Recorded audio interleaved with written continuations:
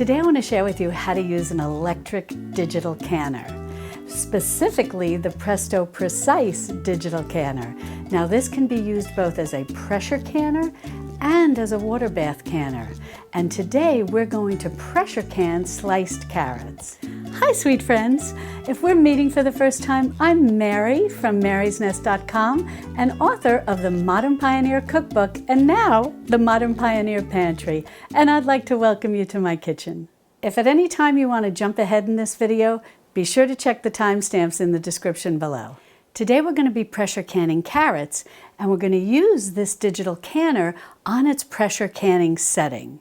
The reason we're pressure canning in this digital canner is because when I put a poll out on YouTube asking you what canner you wanted to see me pressure can in, overwhelmingly everyone asked to see this done in a digital pressure canner. However, in the Modern Pioneer Pantry, I do share instructions for how to pressure can carrots in both a weighted gauge canner and a dial gauge canner.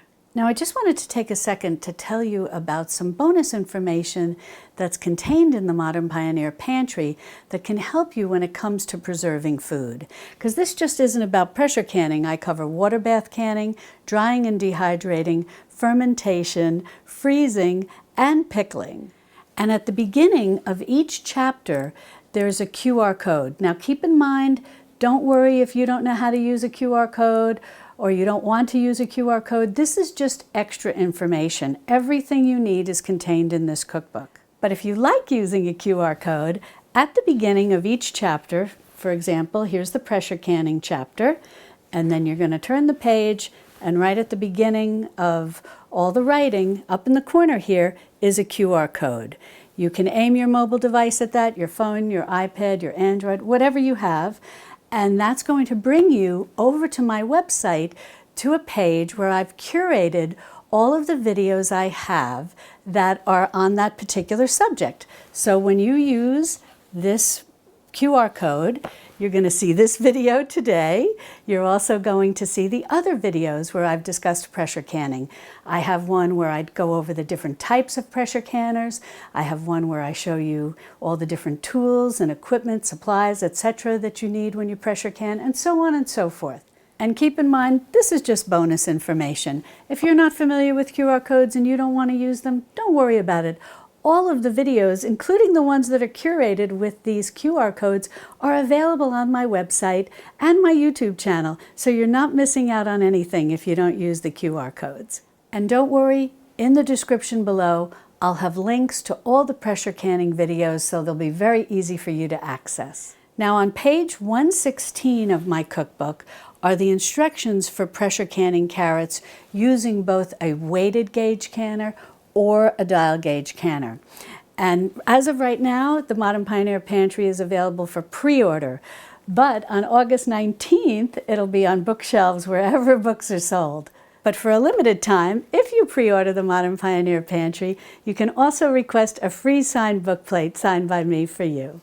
Alrighty, well now let's get ready to start prepping our canner, our Presto Precise digital canner, for canning our carrots.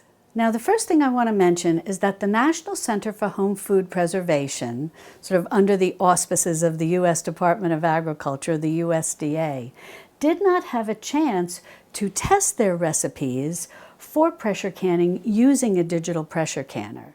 However, the Presto company, which is a well-respected company when it comes to making pressure canners, did follow USDA guidelines when testing their recipes using this particular digital canner. So I'm comfortable pressure canning in this digital pressure canner, but certainly if you're more comfortable using a dial gauge canner or a weighted gauge canner, you certainly can do that. And I've got instructions for you in the Modern Pioneer Pantry. Now, the first tip I want to give to you about working with this digital pressure canner is to make sure you have this on a really level surface. That's why we're filming over here on my counter and not on my kitchen island where you're often used to seeing me. As I've shared with you before, I live in an old house and my kitchen island is made in tile, and it's not really that even. And then on top of that, you're not only dealing with the slight unevenness of the counter, or specifically the island counter, I'm also dealing with the tile, and it's a handmade, it's very old-fashioned, it's a handmade tile. There's unevenness in the tile, and then I've got the grout to deal with. So I'm just sharing that with you in case you have a similar situation to me. Luckily, my kitchen counter is not tile, and I've got a nice even surface here, because on the island with the unevenness, this is very sensitive about being on an even surface, and even a little bit of unevenness may give you an error message. Now, the first thing you're going to do once you get this out of the box and on a nice level counter is to remove the lid. And inside the canner, you're going to find this pot and this rack. If you're used to using the Instant Pot, this might seem familiar to you. Now you're going to want to wash everything in warm soapy water, rinse it well, and let it dry. Now, something I want to show you before we put this into the canner is this line right here. And this line is both visible from the outside of this pot and on the inside of the pot. And the reason that they have this marked is that's going to be the fill line for your water before we proceed with the pressure canning. And we'll talk more about that as we get to that point. But you're going to go ahead and put your pot right down into your pressure canner. Then you're going to take your rack and you're going to put this right down into your pot. And the way you'll know that you're putting the rack in correctly is that the lip will be on the underside. You'll also know you're putting the rack in the right way because there are little indentations on the rack. Now we're going to go ahead and put our rack right down into the pot. Now, why are we using this pressure canner today? The reason is because when you can carrots the way we're going to can them today, they are considered a low acid food. And whenever you can a low acid food, you have to pressure can it. Now, you can certainly preserve carrots in other ways. Fermentation is great, as well as pickling. If you ferment carrots, you're going to want to put them in the fridge. And if you pickle carrots, you can water bath can them. But today we're just going to pressure can regular carrots that make a great side dish. You can add them to soups, stews. You have them in your working pantry or your extended pantry. They're shelf-stable and ready to use whenever you are. Now, if you're completely new to using a digital pressure canner, I highly recommend that you review the manual that came with it. It has a great Getting Acquainted chapter that's going to go over all the different parts of the canner. And it also contains a variety of recipes for both pressure canning and water bath canning. This particular pressure canner also comes with a great cheat sheet, or what they call their quick start guide. They have everything you need to know about pressure canning with this digital canner right on one side, and then on the other side, they have everything you need to know about water bath canning when using a digital canner. This is very handy, and until you become really comfortable with using your digital canner, always keep this around. It's going to be a wonderful reference for you. Also, the nice thing about your manual is it explains to you the specifics of what you can in a pressure canner, all your low acid foods, your vegetables, your meats, poultry, so on and so forth. Now, if you've got your digital canner all set up and you've got your manual out, the recipe that we're going to be following is on page 22, and it's for carrots, and we're going to do the raw pack. Now, in the Modern Pioneer Pantry, when I show you how to pressure can carrots, both with a weighted gauge and a dial gauge, I show you how to hot pack them. So this will be a little something different, and now you're going to learn how to raw pack. Now, if the terms hot pack and raw pack are new to you, what hot pack means is that you slightly cook the food and you put it into the hot jar, hot. The food goes in hot, and then you proceed with the recipe. When you hear the term raw pack, that simply means you're putting the food into a hot jar, but the food is uncooked, and then you're proceeding with the recipe from there. Now we're going to proceed with this recipe using the raw pack method in quart-sized jars. Now I'm using wide mouth jars. You can certainly use regular mouth jars as well. Now, in addition to your jars, you're going to want to gather up your other canning supplies, which we'll talk about in a minute. But you want to make sure that your jars are clean. You can run them through your dishwasher if you want. We can also just hand wash them with warm soapy water and rinse them well and allow them to dry. Now for your other supplies, you're going to need new canning lids, and you're going to need bands, canning bands. I'm using wide mouth because I'm using wide mouth jars. If you're using regular mouth jars, you're going to want the regular mouth size. You can reuse your bands, but you always want to use new lids. And to prepare these, all you want to do is wash them in warm soapy water, rinse them well, and then let them dry. Canning lids have a rubber seal here, so you don't want to boil them, because if you boiled them in obviously boiling water, you would potentially damage that seal. Just washing them in warm soapy water, rinsing well, letting them air dry is perfect. Then you just want to keep your lids and your bands on a nice clean cloth, ready for when we start canning up the carrots. Now the first thing we're going to do is add 3 quarts of water to our canner. Now, you don't have to worry about measuring. I'm just using the canning jar, and I'll add 3 of these. But the line is where you want the water to reach. Now, for filling the canner to that water line, tap water is fine. And if you want to shorten the heating time, you can use warm tap water. Now you want to get your power cord, and you're going to go ahead and plug it in. The plug is to the right of the dial on the side here. So I'm going to plug that into my unit, and now I'm going to take this end and I'm going to plug this into the wall. And once you plug this in, you're going to see pressure can starting to flash on the dial. Now you're going to press your knob, which will select the pressure can mode, but the time will start flashing. Now you're going to adjust this to the time that you need to pressure can the carrots at. Now we're pressure canning carrots in quart jars.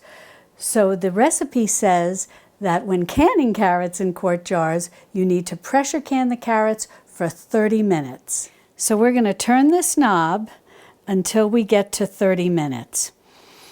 As you see, all I did was turn the knob, and now it's flashing 30 minutes, and I'm going to go ahead and press the knob. And what's good about that is it's all set now. Now, if you're wondering about adjusting the time for altitude, this is very interesting. According to Presto, when using their Digital Precise canner as a pressure canner, you don't need to adjust for altitude.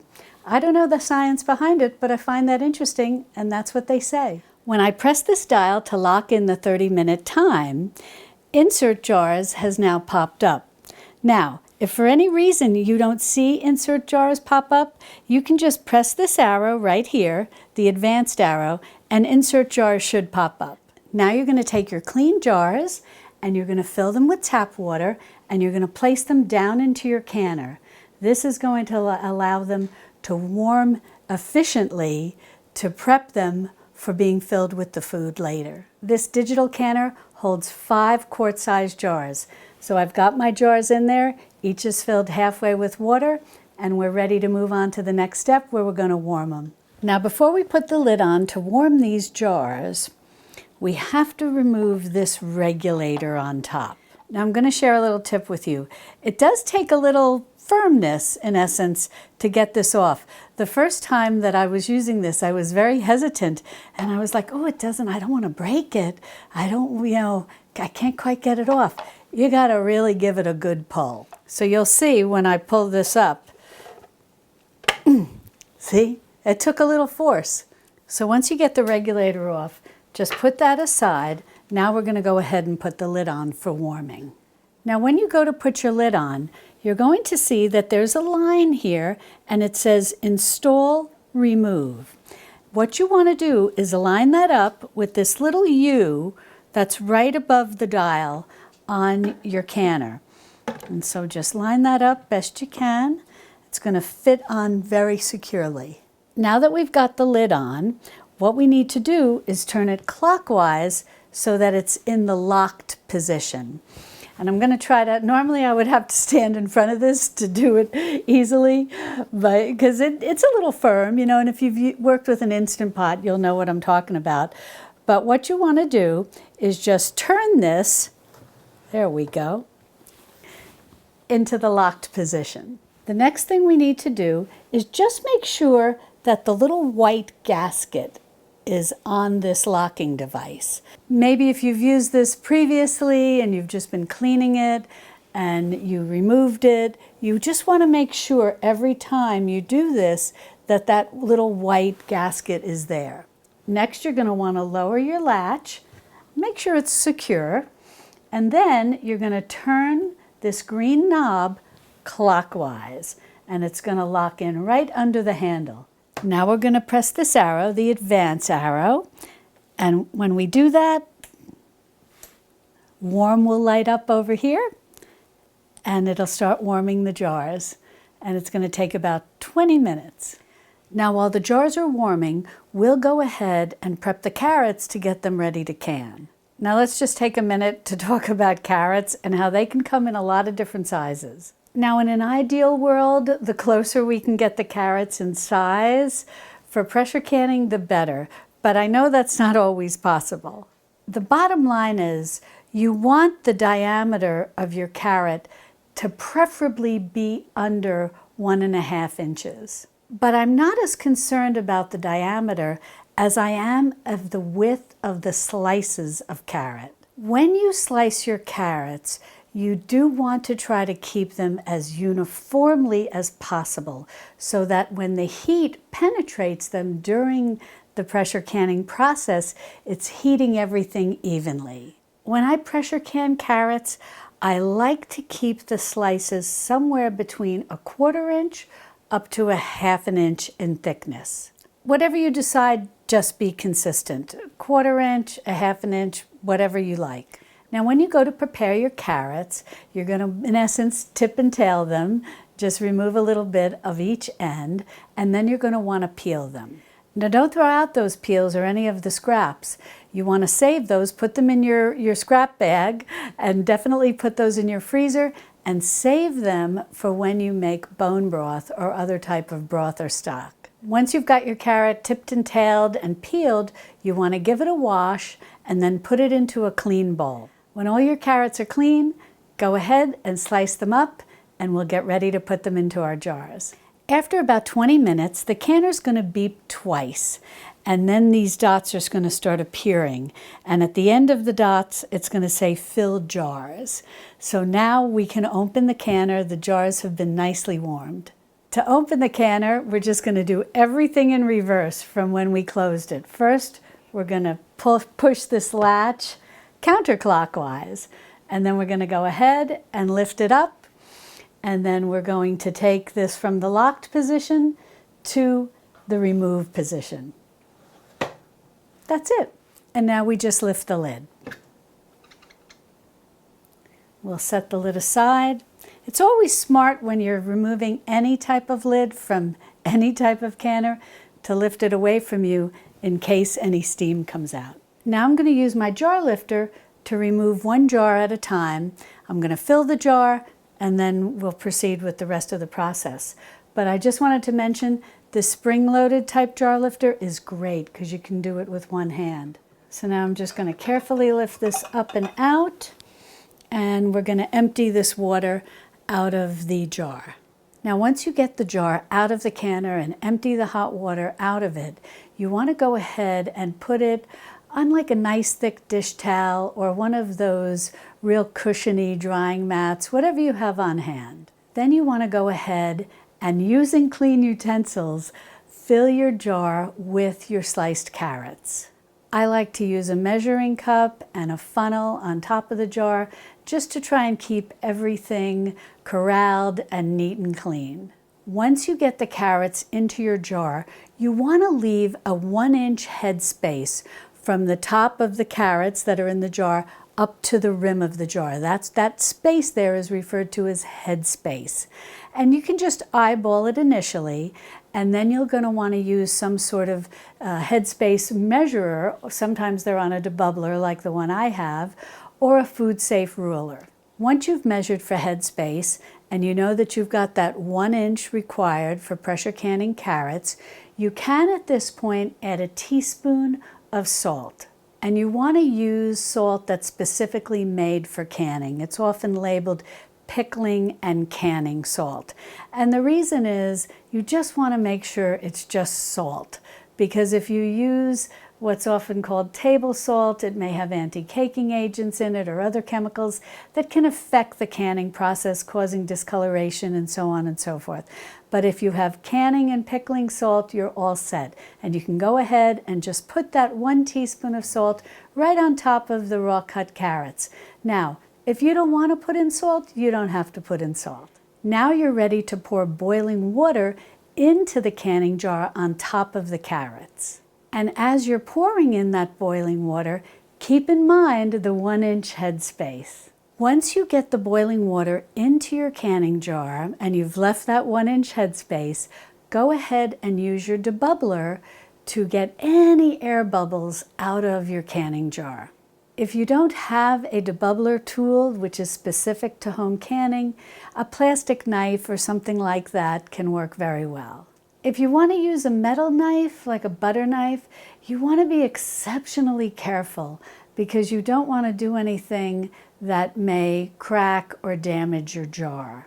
Once you debubble the carrot and boiling water mixture, you want to go ahead and measure for headspace again, just to make sure that once you release those air bubbles, are you still at your 1-inch headspace? If for anything, everything's settled and you're below that 1-inch headspace, just top it off with a little extra hot water from your tea kettle. Now you want to use a clean cloth, preferably dipped in a little bit of white vinegar, and clean the rim of your jar. Now you're ready to use your magnetic jar lifter or very clean hands to pick up your jar lid and place it down on top of your jar. Now you're ready to put the band onto your jar. Now all you want to do is tighten that band to what's called fingertip tight. No tighter, no brute force needed. The band is only there to hold the lid in place, but you don't want it to be super tight because you want some air to be released from the jar.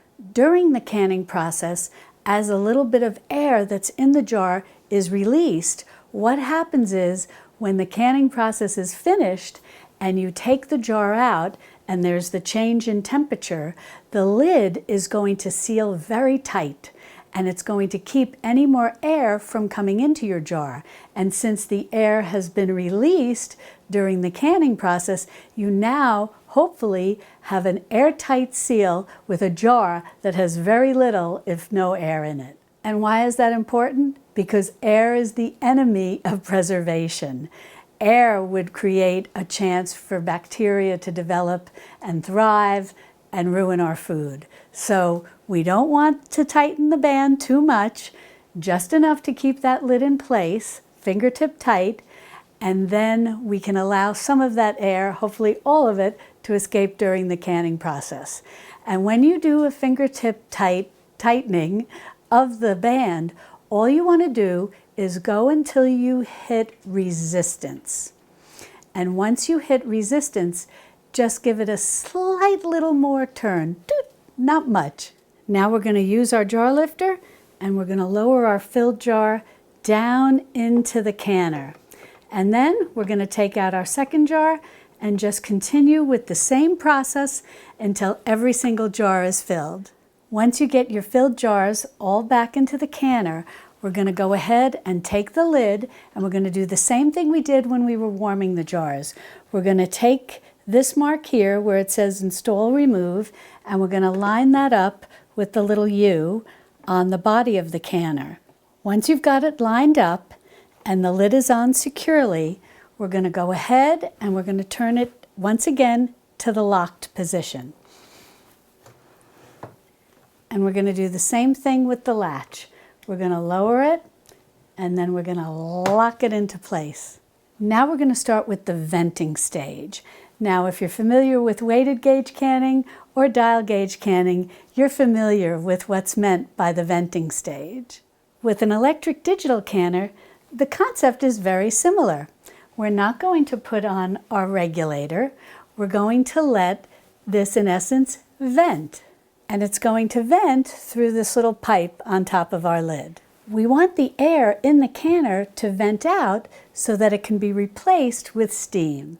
Next, we're going to go back to our arrow, our advancing arrow, and we're going to press that. And you're going to see on your screen a little icon indicating like a heat or fire, and it's going to say heat underneath it. Now when the proper temperature is reached inside the canner, then the heat icon is going to change to a vent icon.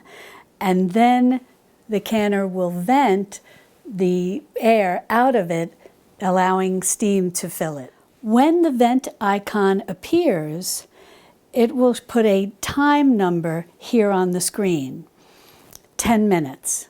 So once the proper temperature is reached, it'll switch to vent icon. This will vent for 10 minutes. The pressure canner will count it down for you, and then we can move on to the next step. Once the venting time is finished, the canner is going to beep, and you're going to get a message on your screen that's going to say it's time to put your regulator on. And then we'll go ahead and put on our regulator. Now all of this is going to be hot, and so sometimes it can be helpful to maybe use a pot holder as you're pushing the regulator back onto the canner lid. And when you're putting the regulator back on, you want to make sure that this part that points out is pointing at the word can. On either side of the word can, it says vent. But when you put your regulator on, you want to make sure that you have it set pointing at can. Once we get our regulator back on, then we're going to come back down here and we're going to press the arrow, our advancing arrow, to get us to the can stage.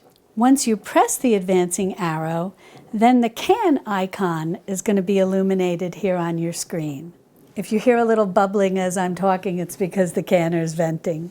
And when that can icon appears, you're also going to see the canning time that we set earlier, the 30 minutes required for pressure canning carrots in quart-sized jars.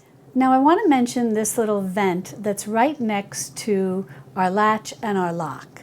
That's the air vent cover lock. When all the air is released from the canner, that should pop up. If the air vent cover lock doesn't lift during the venting, it will continue to sputter out steam and air and will lift during the canning process.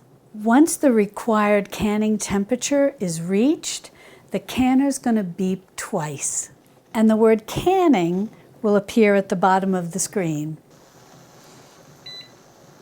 Alrighty, as you see, the venting process is finished, and it says put regulator on. Now I'm used to this, so I'm just going to go ahead and do this with my hand, but keep in mind this lid and this little metal vent are hot. So here we go. We get it onto the can area, and be careful because some hot will be coming out of the top, and we're just going to get that in place. And make sure that you've got the arrow, the pointy part of the regulator on can. Now we're going to hit the arrow, the advancing arrow. Just press that in. And now our time is showing up, 30 minutes. Once the proper temperature and pressure are reached inside the canner, canning will show up on your screen. The word canning will show up on your screen. And then the time will start to count down for you automatically. And you will notice that the vent over here has risen. Now the proper temperature and pressure have been reached inside the canner, and so the countdown has begun from the 30 minutes that we saw earlier, and the word canning is displayed down here on the bottom of your screen. While this is canning, I just want to talk about the regulator again. Since I'm used to this and I know that the top is hot here and the top is hot here and the little metal vent is hot, when you go and put the regulator on, you do still have a little heat coming out of the top. And so if you put it on like this, you may feel that heat. And so you can always just go ahead and use your pot holder to protect your hand when you're pushing down the regulator. As I said, I'm kind of used to this, so I know to kind of go a little sideways or something like that. But I just wanted to stress that because sometimes people do get a little surprised about the heat that's coming out of the vents on top of the regulator. Well, we've got 25 minutes left to the canning process, and once that's done, I'll bring you back and we'll go through the cooling process. There's one additional thing I want to mention to you in the event that I'm not able to catch this on camera. But when this counts down, you'll see right now it just changed. It's got 21 minutes left in the canning process. When this goes to 0, then it's going to flip into the cooling phase. And when it counts down and reaches 0, your canner's going to beep 4 times. And then you're going to see another little icon appear on the screen that is the cooling icon. How long the cool down takes depends on the canner load. So the more you have in the canner, the longer it's going to take to cool down. As the canner gets closer to its final cool down, it'll display 10 minutes. When that final cool down, those last 10 minutes, finish and get to 0, then the canner's going to beep 10 times. When the canner beeps 10 times, the done icon is going to show up on your screen. Once that done icon shows up, you're going to press and hold the cancel button, that's the X, for 3 seconds. And after you press the X and hold it down for 3 seconds, then you just want to look up here and make sure that the air vent cover lock has depressed.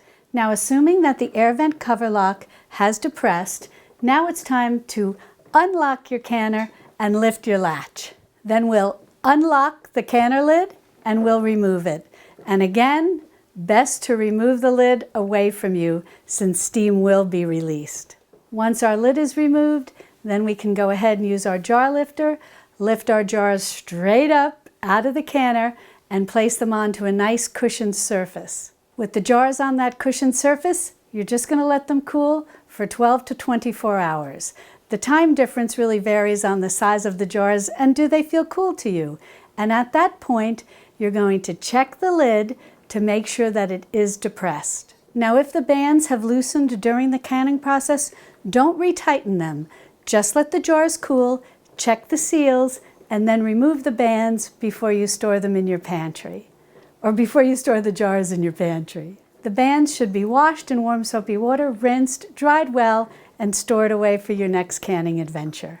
If you'd like more home canning recipes, including pressure canning and water bath canning, be sure to click on this video over here, where I have a whole curated playlist for you.